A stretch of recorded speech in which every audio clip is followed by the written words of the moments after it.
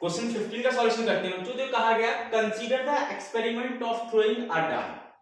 Correct, die को throw करा गया उसको समझो। If a multiple of 3 comes up throw a die again. मतलब आपने एक डाई को थ्रो किया और उस पर 3 आया या 3 का मल्टीपल आया, मतलब 3 या 6 आया, तब आपने दोबारा एक डाइस फेंका आगे। If any other number comes, और 3 या उसका मल्टीपल छोड़ के, मतलब 3 और 6 छोड़ के कुछ और आया, टॉस अ कॉइन, तब आपने कॉइन टॉस किया। मतलब अगर 3 आता है या 6 आता है तब डाई फेंकते हैं। 3 या 6 के अलावा कुछ और आया 1 2 4 5, तब आपके कॉइन टॉस कर।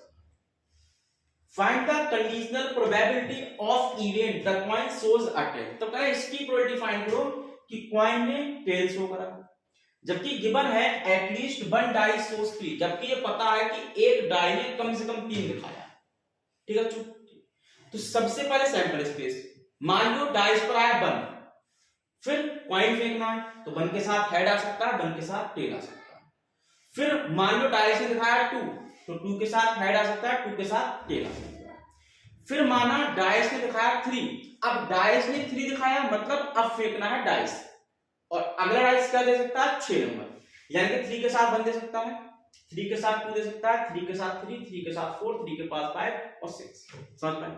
उन्होंने बोला था अगर डाइस पर 3 या 6 आया तब दोबारा डाइस फेंकना है, और 3 या 6 के अलावा कुछ आया 1 2 4 5, तब कॉइन फेंकना था। माना 1 दिखाया तो कॉइन फेंक दिया, माना 2 दिखाया कॉइन फेंक दिया, माना 3 दिखाया फिर डाइस फेंक दिया। मान लिया 4 दिखाया, अगर पहले डाइस ने 4 दिया तो क्या फेंकना, कॉइन, हेड आ सकता है, टेल आ सकता है। मान लो 5 दिखाया तब भी हेड टेल आ सकता है। मान लो 6 दिखाया, फिर अगली बार डाइस फेंकना है, क्योंकि 6 क्या 3 का मल्टीपल। समझ पाए? अब तो इवेंट दिया गया कि कॉइन शोज अ टेल, मान लिया ए इवेंट है, कॉइन ने शो टेल का, गिवन दैट एटलीस्ट 1 डाइस हो, जबकि पता है कम से कम एक डाइस ने 3 दिखाया, मतलब ये इवेंट हो चुका है, ये इवेंट होना, इसकी प्रोबेबिलिटी क्या है। और मैंने बताया था जब इवेंट एक हो चुका हो, दूसरे की होने की प्रोबेबिलिटी फाइंड करना हो तो सब पी ए बाय बी लिखा जाता है। और इसका आंसर क्या होता है, पी ए बाय बी का फॉर्मूला हमने पढ़ा, probability of A intersection B upon probability of B, मतलब ए इंटरसेक्शन बी की प्रोबेबिलिटी। तो उसके लिए पहले इनके आउटकम बना लो।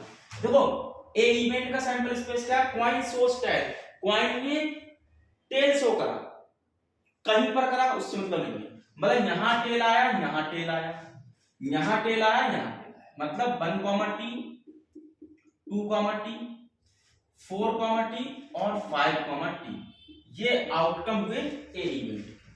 बी इवेंट कह रही कम से कम एक बार 3 दिखाता वो पॉइंट, कम से कम एक बार 3, कम से कम एक बार 3 कहां पर है, एक बार 3 यहां पर है, यहां पर, यहां पर, यहां पर, यहां पर, यहां पर 2 बार 3 है, हमें कम से कम एक बार लेना है, तुम्हारा ये भी आंसर होगा और ये वाला भी हमारा आंसर होगा।